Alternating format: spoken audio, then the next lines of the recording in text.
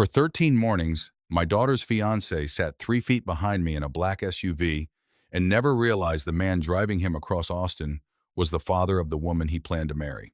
On the 14th morning, he took a phone call. I heard him laugh. Then he said, "Once Claire signs on Friday, the building is ours. After the wedding, I don't care what happens to her." My hands tightened around the steering wheel, but I kept my eyes on Interstate 35. The man behind me thought I was just a 63-year-old driver. He had no idea I had spent 28 years investigating bank fraud. And he had no idea that Claire was my daughter. My name is Daniel Reeves. For most of my adult life, I worked in financial crimes for a regional bank in Kentucky. Mortgage fraud, forged guarantees, stolen identities, shell companies. I spent nearly 3 decades listening to people explain why a signature wasn't theirs or why money had vanished from an account they never knew existed. I retired at 61. My wife, Susan, had died 2 years earlier, and retirement turned out to be harder than I expected. When you spend 40 years waking before sunrise, silence can feel less like freedom and more like punishment. So I traveled. I visited old friends. That was how I ended up in Austin helping my college roommate, Sam Porter, with his executive transportation company. One of his regular drivers had broken his ankle. Sam needed someone dependable for morning pickups for a few weeks. I needed a reason to get out of bed. It seemed simple. Then, on my 3rd day, Sam handed me a schedule. 6:40 pickup, he said. Fairmont downtown. Grant Mercer. Take him to Westlake. Same trip every weekday for the next 2 weeks. I knew the name. Grant Mercer was engaged to my daughter. Claire was 35, an architect who had built a good life without asking anyone's permission. She was smart, stubborn, generous, and more like her mother than she realized. She had met Grant about a year earlier at a commercial development conference in Denver. Things moved quickly. Too quickly for my comfort, if I'm being honest. But Claire was an adult, and after Susan died, I had learned the hard way that loving your child and controlling your child were not the same thing. Grant and I had never met in person. That sounds strange when you hear the word fiancé, but there was a reason. Claire and I had been distant for nearly 2 years after her mother died. Not angry, exactly, just damaged in different directions. I buried myself in work. Claire buried herself in hers. She moved from Louisville to Austin. I missed 2 visits because of cases I convinced myself couldn't wait. She stopped asking. By the time we began repairing things, Grant was already part of her life. Claire had shown me photographs of him. He had seen exactly 1 photograph of me, an old picture Claire kept on her bookshelf, taken 20 years earlier when I still had a thick gray-black beard and weighed 30 pounds more. Now I was clean-shaven, thinner, usually wearing sunglasses and a driver's jacket. Claire had planned for us to meet properly at an engagement dinner the following Saturday. When I saw Grant's name on Sam's schedule, I almost told him immediately. Then I thought about Claire. She had been excited about introducing us. I didn't want to ruin that moment by saying, "By the way, sweetheart, I accidentally picked up your fiancé at his hotel this morning." So I told myself I would drive him, keep things professional, and say nothing. It was only for a few days. That was my first mistake. The first morning, Grant slid into the back seat at exactly 6:42. He was younger than I expected, maybe 38. Tailored navy suit. Expensive watch.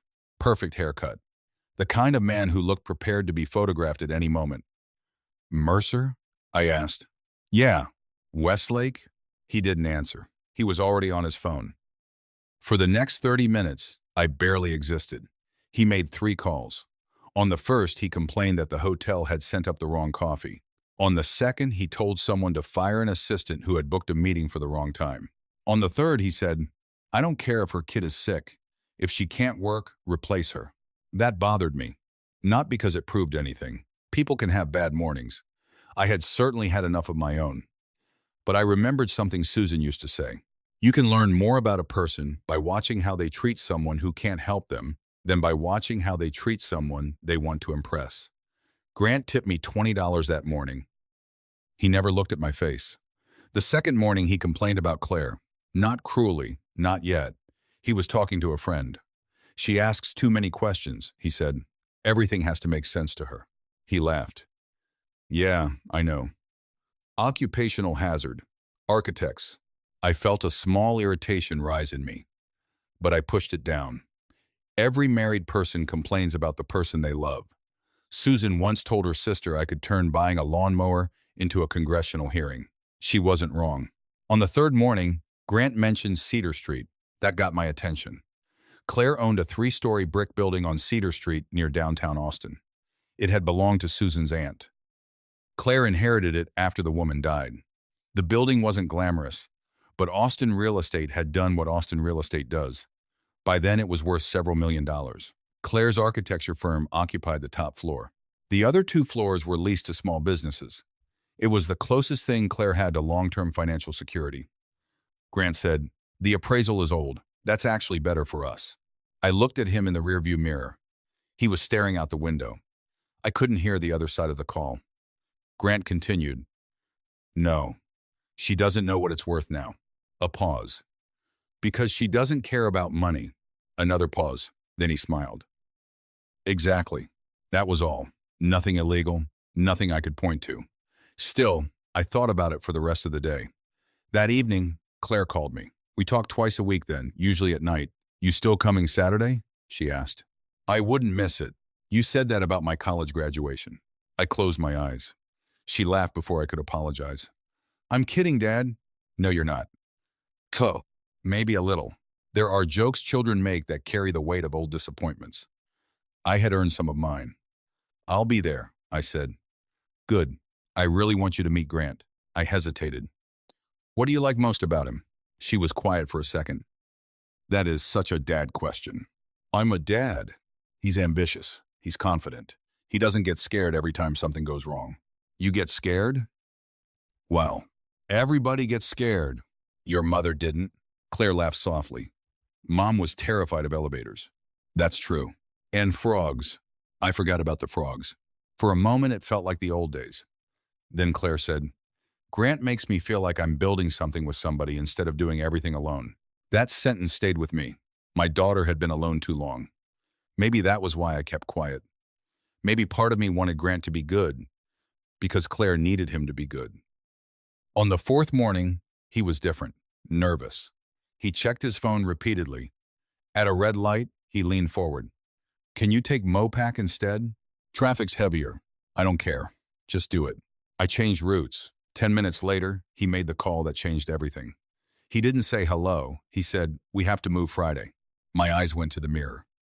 Grant was turned toward the window. "No, not after the wedding. Before." He listened, then lowered his voice. "She'll sign it. Megan already put it in the packet." My stomach tightened. Megan. I knew one Megan in Claire's life. Megan Holloway. Claire's college roommate. Her closest friend. And, for the last 5 years, the accountant Claire trusted with both her business and personal taxes. Grant continued. "The personal guarantee is buried behind the partnership update." A pause. "No, she's not going to read 40 pages. She trusts Megan." My pulse began to pound in my ears. Grant laughed again. Then came the sentence I will remember until I die. "Once Claire signs Friday, the building is ours. After the wedding, I don't care what happens to her." I missed my exit. For the first time in years, I genuinely missed an exit. Grant cursed. "Where are you going?" "Sorry," I said. "Construction confused me." "There isn't construction." "I'll turn around." He shook his head like I was an idiot. That helped. Anger can make a man careless. Being insulted reminded me not to be. I spent 28 years teaching investigators that suspicion wasn't evidence. I didn't know exactly what Grant was planning. I knew only that it involved Claire, the Cedar Street building, a personal guarantee, and Megan. That was enough to frighten me. It wasn't enough to accuse anyone. That afternoon, I called Claire. I tried to sound casual. "Are you signing anything Friday?" She paused. "Why?" "Just asking." "No, you're not." I leaned against the hood of the SUV. "Claire, Dad." Same stubborn tone, same stubborn blood, she sighed. "Megan has some paperwork for me. Estate planning stuff before the wedding, updating beneficiaries, business ownership protection, boring adult things. Have you read it?" "She hasn't sent the final version." "Who hired the attorney?" "Megan recommended someone." "Who?" "Dad, what is this?" I chose my next words carefully. "Don't sign anything you haven't had independently reviewed." Her voice changed. "Is this about Grant?" "No. It was the wrong answer, because it was obviously a lie. Have you been checking up on him? No. Another lie. Not technically, but close enough. Then why are we having this conversation? Because people sign things they don't understand every day. You spent 30 years looking for criminals. Not everyone is a criminal. I know. Do you? That hurt because she meant it. I heard her take a breath. You haven't even met him, Dad. I know. You haven't met Megan in 10 years either. I remember her. You remember a 22-year-old college student. Claire, I love you, but I'm not doing this. The call ended. I stood there staring at my phone. For an hour, I considered telling her everything. But what would I say? Your fiancé doesn't know I'm his driver, and I overheard half a phone call? She would ask why I hadn't told her sooner. She would be right to ask. Worse, if Grant had an innocent explanation, I could destroy my relationship with my daughter days before her wedding plans moved forward. So I did what I had done my whole career. I waited for facts. The next 2 mornings, Grant said almost nothing useful. The silence was worse. On Thursday, I thought I might have imagined the whole thing. Then at 7:15 a.m., Grant changed the destination. Stop at Barton Creek first. We pulled into the circular driveway of a luxury hotel. A woman came out carrying a leather portfolio. I recognized her before she opened the door. Megan Holloway. The last time I had seen Megan, she had been standing beside Claire at Susan's funeral, holding my daughter's hand. She climbed into the back seat next to Grant. Morning, she said to me. I nodded. She didn't recognize me either. Grant immediately said, Did you fix page 18? Megan opened the portfolio. I moved the guarantee behind the operating agreement. Good. You're still taking a risk. Grant scoffed. She signs whatever you put in front of her. I felt heat rise through my chest. Megan said, She didn't used to. She didn't used to trust me. She trusts me. There was something in Megan's voice then. Not pride. Guilt. Grant noticed it too. Don't start. I'm just saying this has gone farther than we discussed. It went exactly as far as we discussed. We discussed refinancing. We discussed solving the problem. Yeah, your problem. Our problem. Megan looked toward the front windshield. For one terrible second, our eyes met in the rearview mirror. I wondered if she recognized me. She looked away. Grant leaned closer to her. Listen to me. The line of credit is already submitted. The valuation supports it. We just need her guarantee. My mind began assembling the pieces. A line of credit, collateral, Claire's building, a personal guarantee, Grant's business. Megan whispered, And if the bank verifies directly with Claire? They won't. How do you know? Because the contact number on the application isn't Claire's. My hands went cold. That wasn't merely manipulation anymore. That was fraud. Megan said, Grant. He lowered his voice. What? You told me you were only using the number temporarily. And I am. You used her tax ID. She'll be my wife in 3 weeks. That doesn't make it yours. Grant laughed. You're getting moral now? Megan didn't answer. Neither did I. I drove them to Westlake. Grant got out first. Megan stayed seated for 3 seconds longer. Then she looked at me. Really looked at me. Have we met? My heart stopped. I smiled politely. I drive a lot of people. She stared another second, then got out. That afternoon, I drove straight to Claire's office. I didn't call. I didn't warn her. I walked into the reception area and asked if she had 5 minutes. Claire came out wearing black slacks and a white blouse, blueprints rolled under one arm. Her face changed when she saw me. Dad, we need to talk. Why are you in Austin? I've been in Austin for 2 weeks. Her eyes narrowed. What?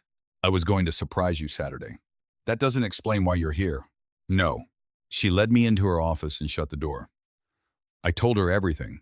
Not dramatically, not defensively. I told her about Sam, the driving job, the first morning, Cedar Street, Friday, the guarantee, Megan, the false contact number. When I finished, Claire was standing behind her desk. She didn't speak for a long time. Then she said, You're the driver.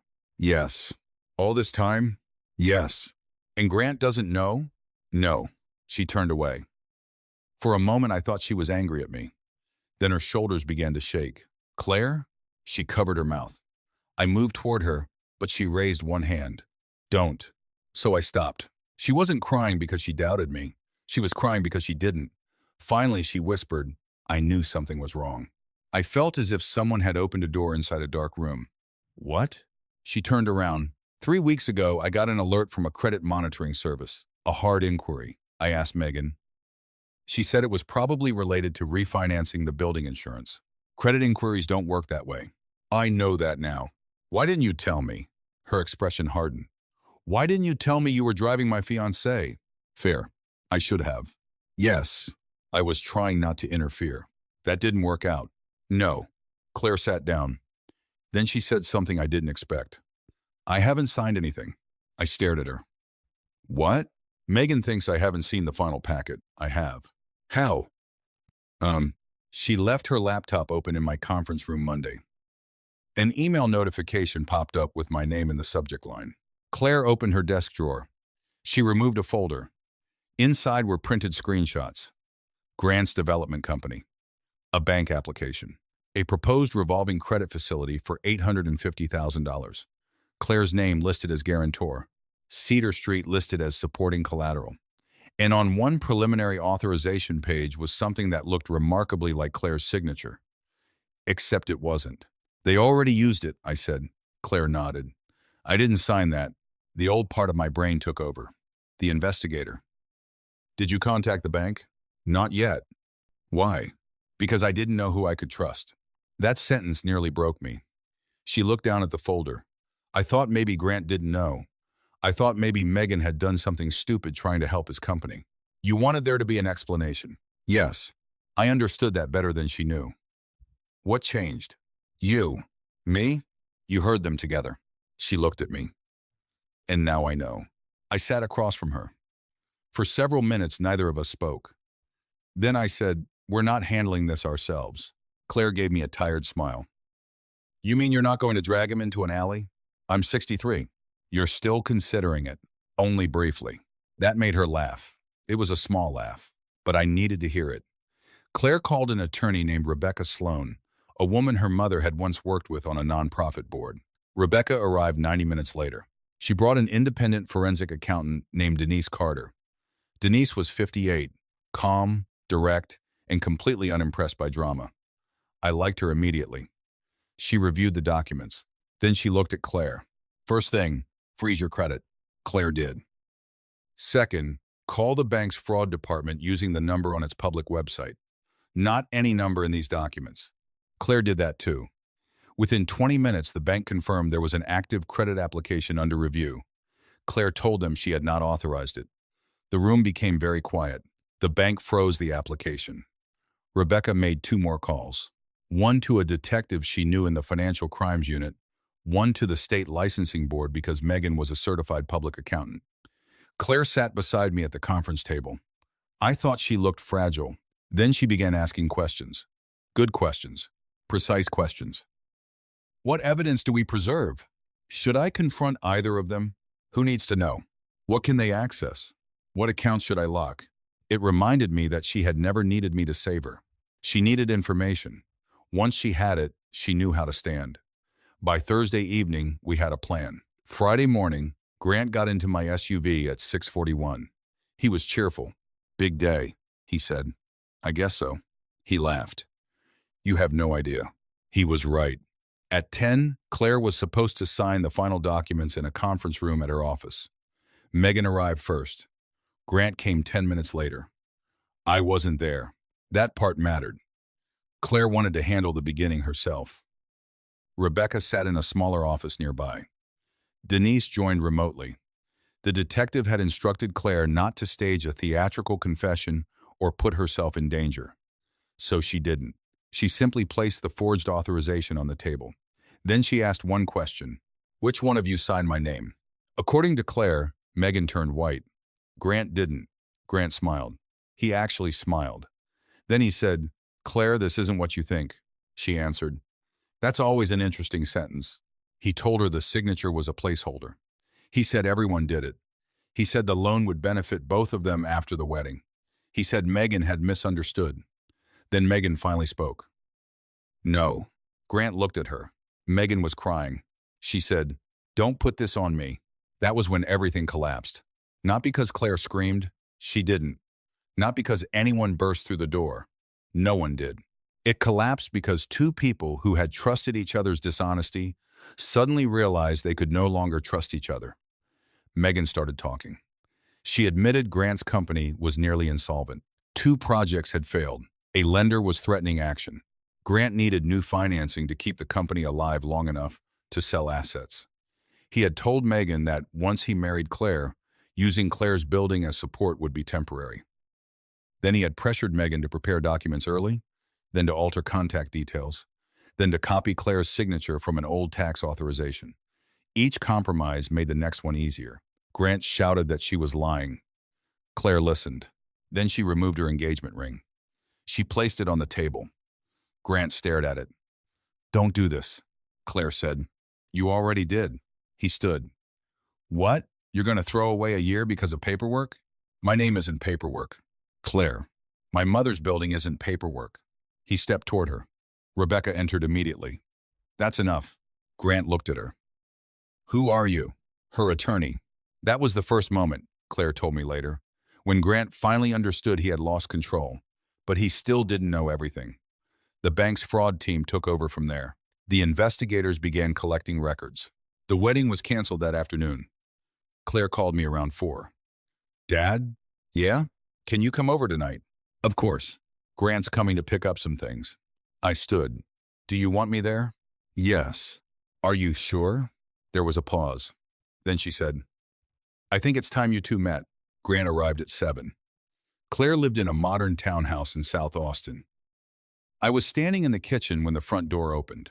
I heard his voice. "Claire?" She was in the living room. "You can take the boxes by the stairs." He started arguing immediately. He said she was overreacting. He said Megan had manipulated the situation. He said there was still time to fix everything. Then he walked into the kitchen and saw me. He stopped. For 3 or 4 seconds, neither of us spoke. I watched recognition move across his face. Not recognition of who I was, recognition of where he had seen me. "You?" I nodded. "The driver." "Yes." He looked toward Claire, then back at me. Confusion became fear. Claire stepped into the doorway. Her voice was calm. "Grant, I'd like you to finally meet my father. I will never forget his face. Every morning, every phone call, every careless sentence, every insult, every secret, they all seemed to return to him at once." He whispered, "You set me up." "No," I said. That was the first full sentence I had ever spoken to my future son-in-law. "You sat in my car and told the truth because you thought I was nobody." He stared at me. I continued, "I didn't set you up. I just listened." Grant turned to Claire. "You believe him?" Claire's expression changed then. Not anger. Sadness. "I believe you." He looked confused. She pointed toward the door. "The boxes are there." Grant's voice rose. "You're destroying my life," Claire said. "No. I'm refusing to let you destroy mine." He left without another word. For a while after the door closed, Claire stood completely still. Then she sat on the bottom stair. I sat beside her. She leaned her head against my shoulder. She hadn't done that since she was 16. "I feel stupid," she whispered. No. I trusted both of them. Trusting someone isn't stupidity. I didn't see it. People like Grant work hard to be seen exactly the way they want. She looked at me. "You saw him." "I saw him when he thought no one important was watching." Claire was silent. Then she said, "Mom would have hated him." I smiled. "Your mother would have known in 4 minutes." That made Claire laugh through her tears. 3, 2.5. She would have asked him what he wanted with her building before dessert. She would have asked his credit score before appetizers. We laughed. Then we cried. Sometimes grief returns disguised as something else. The investigation lasted months. Reality is slower than stories. Nobody was sentenced the next morning. No judge slammed a gavel while dramatic music played. But consequences came. The bank turned over its records. Investigators recovered emails between Grant and Megan. They found earlier drafts of the application. They found messages discussing the false contact information. They found the file containing Claire's scanned signature. Grant was charged with financial fraud and identity-related offenses. Megan cooperated with investigators, and eventually pleaded guilty to charges connected to the application. Her accounting license was suspended and later revoked. Grant's development company collapsed. Several investors sued him. I won't pretend I celebrated every piece of it. By then, I understood something I hadn't understood when I was younger. Justice is necessary, but watching someone destroy his own life is not the same thing as joy. The real victory was Claire. She kept Cedar Street. She changed accountants. Denise stayed on temporarily to help clean up the mess. Then, when Claire asked her to take the position permanently, Denise agreed. They became friends. Rebecca helped Claire restructure her estate and business protections properly. No hidden pages, no false signatures, no one saying, "Just trust me." 6 months after the canceled wedding, Claire renovated the ground floor of the Cedar Street building. She rented part of it to a nonprofit that provided legal and financial guidance to women rebuilding after divorce, fraud, or financial abuse. When she told me, I said, "Your mother would be proud." Claire smiled. She'd probably ask why I'm charging them below market rent. Also true. A year later, I moved to Austin. Not into Claire's house. We both agreed there were limits to reconciliation. I found a small place 15 minutes away. Sam offered me a permanent driving job. I told him I was retired. He reminded me I had been saying that while working 5 mornings a week, so I still drive occasionally. Mostly airport pickups, business travelers, wedding parties, people going to important meetings. Sometimes they talk in the back seat. Sometimes they complain about their families. Sometimes they brag. Most of the time I don't listen. Not really. But every now and then, someone treats me like furniture. They don't say hello, they don't look up, they don't thank me. And I think about Grant. Not because he was the worst man I ever met. He wasn't. In 28 years of fraud work, I met people who stole retirement accounts from widows and emptied college funds belonging to children. Grant wasn't a monster. That almost made the lesson more important. He was simply a man who had learned to divide people into 2 categories: people who mattered and people who didn't. My daughter mattered when he wanted her love. Megan mattered when he needed her cooperation. Investors mattered when he needed their money. The driver didn't matter at all. So the driver was the one person around whom he stopped pretending. That mistake cost him everything. People sometimes ask me whether I regret not telling Claire sooner. The answer is yes. I should have told her the moment I realized Grant was my passenger. Secrets create room for misunderstandings, even when your intentions are good. I also regret the years I let distance grow between my daughter and me. If we had been closer, maybe I would have met Grant months earlier. Maybe Claire would have called me when the first credit alert appeared. Maybe none of this would have gone as far as it did. You can waste a lot of life wondering what would have happened if you'd shown up sooner. I try not to do that anymore. Now, when Claire calls, I answer. When she invites me to dinner, I go. When she asks for advice, I give it once, usually. She would tell you I still give it twice. Last Thanksgiving, we ate dinner on the roof of the Cedar Street building. Claire had strung lights along the railing. Denise was there. Rebecca came with her husband. Sam brought a pie nobody could identify. At one point, Claire stood beside me looking over downtown Austin. "Dad? Yeah? Do you remember the first question you asked me about Grant?" I thought for a moment. "What do you like most about him?" She nodded. "I've been thinking about that." "Why?"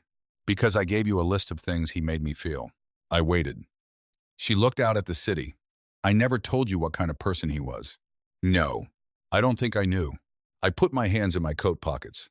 "You know now." She nodded. Then she smiled. "And I know something else." "What?" "The next man I marry is meeting you before the second date." I laughed. "That's extreme. You drove the first one for 2 weeks without introducing yourself." "Fair point." She leaned against me. For a while, we said nothing.